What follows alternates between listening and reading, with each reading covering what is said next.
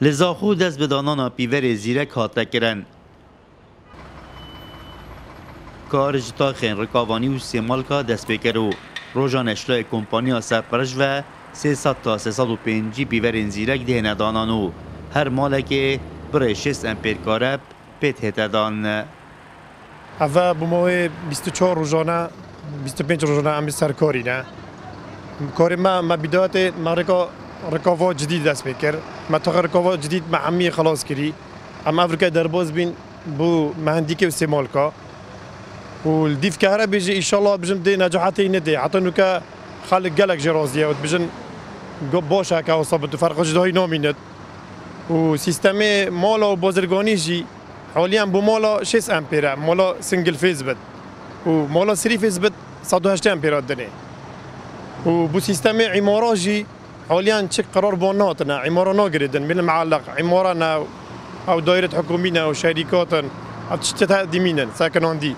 حتی قرارک بانتید. افیوره جوازنش پیور ناف مالانداو بستین آنوت هنه هلاویستن هنه کنترل کردن شلای ریوبریا کاره بیوو برای مزاختنا کاره به هر مالک یان جه کاری به شیوه الکترونی و پریا انترنت بو ریوبریا کاره به تهتوه گواستن. میزانیت سنگلی های و ثریفیزی های صندوق دانا میزانیت سنگل 6 امپیره 6 امپير زيادة يعني تصرف كي قاطع دي تخاري نوا كي بري هم تجاوز وكهرباء زيادة بتبيتن 3 فيزي 8 امبير او الكترونيا بانترنت وغيره دايا دايره مثلا مرتبطه بانترنت و كمبيوتر حمي معلومات الدايره دبن تحكم دل دفوبت وكي بري هدي تجاوز ما تجاوز نينا ایک دو خاطی ایک نظام حمام باشه فلان افتش تحمی نامینن یعنی ده وک عالمک حمید وک اکلیل وک یکسان دبن بو فقیری بو زنگینی حمید وک اکلیت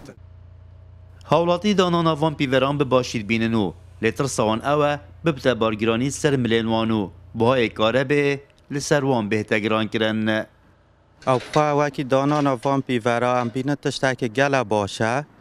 وکی حولاتی مجبوره مزاختن نشد زیده بگتن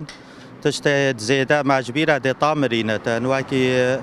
حمام و گیزرت حمام و شف و روشل بینو که نمحتاج بتن نشیتن بردته بس وکی داخوازیه کش آله حولاتی و مهمی و سعر نه گهورینه هر دیو پیوره بره بتن هکه سعر بید گهورینه تشتاکی نباشه.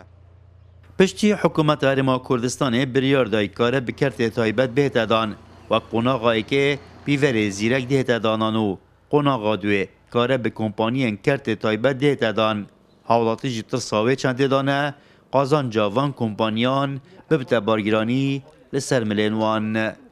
رعطمت کرسات نیوز زاخو